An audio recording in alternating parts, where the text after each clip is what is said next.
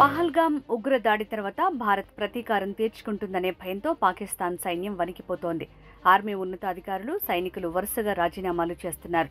పహల్గామ్ ఉగ్రదాడిలో పాకిస్తాన్ హస్తం ఉందనేది క్లియర్. పాక్పై ఇప్పటికే ఆంక్షలు విధించిన భారత్ మరిన్ని చర్యలకు సిద్ధమవుతోంది. దీంతో ఏ సమయంలో భారత్ ఏం చేస్తుందోనని పాక్ వణికిపోతోంది.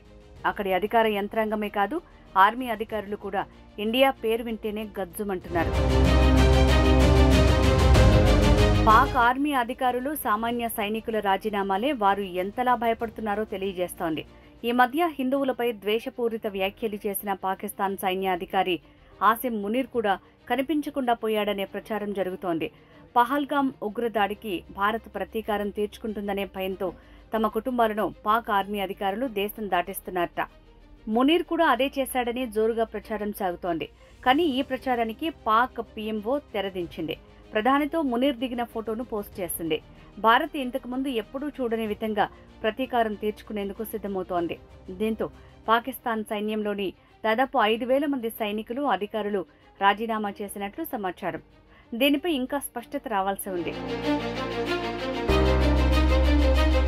భారత్ ప్రతీకార భయంతో గత 2 రోజుల్లో దాదాపు 5,000 మంది సైనికులు, అధికారులు రాజీనామాలు చేశారు. పాకిస్తాన్ మిలిటరీ 11వ corps commander lieutenant general Umar Bukhari Pakistan సైన్యాధికారి ఆసిమ్ మునీర్కు లేఖ రాశారు.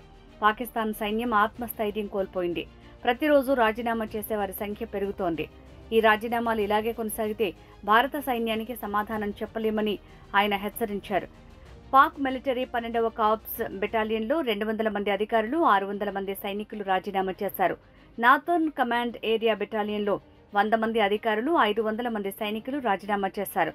భారత సరిహద్దుల్లో మోహరించిన మంగల్ కార్ప్స్ బెటాలియన్లో 75 మంది అధికారులు, 500 మంది సైనికులు రాజీనామా చేశారు.